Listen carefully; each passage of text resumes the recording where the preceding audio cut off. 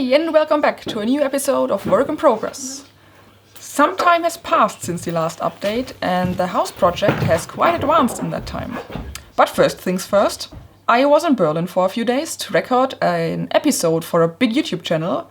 That was super exciting, and I really want to show you everything about that, but I will do this when the episode airs at the beginning of November, so stay tuned.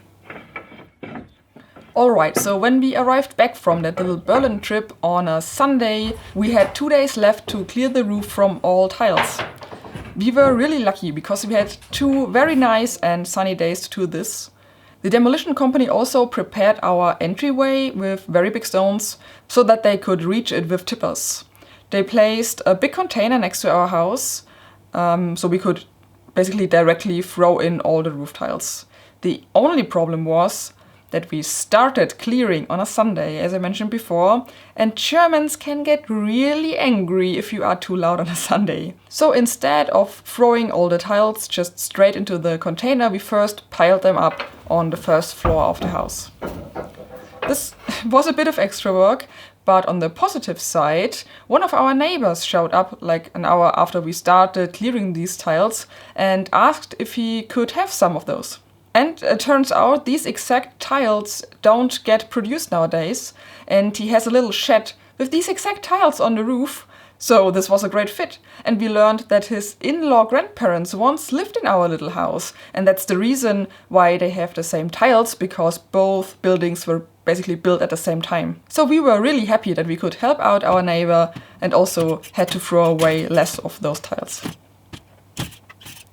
To me, it's really crazy that the container was so full in the end, and we ended up throwing about 7 tons of roof tiles in there. And hearing these tiles shatter in there actually is super satisfying.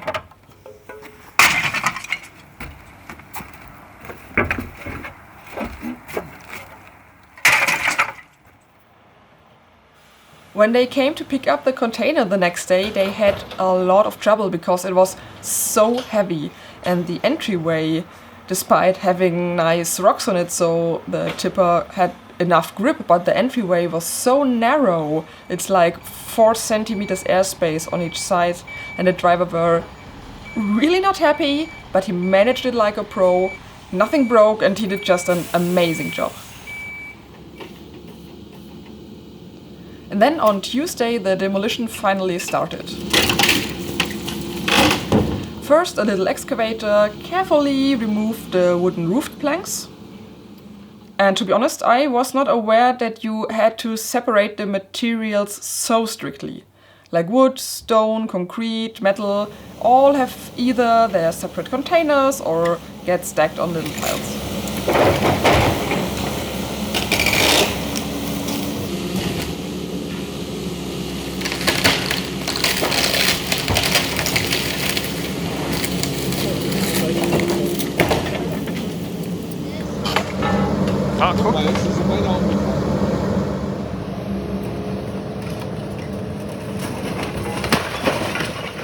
And that's why every now and then the excavator has to stop and someone has to go in and remove all the little parts that are not stone.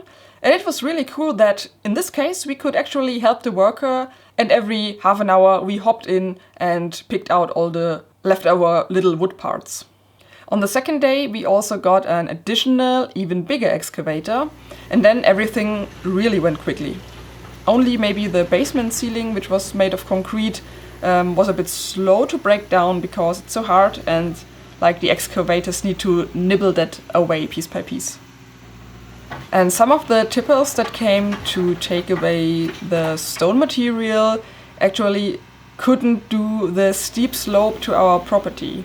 And they drove as far as they could, and then the excavators put some loads of rubble in, and in a final last step the excavators pulled like the tipper a few more meters to our property with their long arm.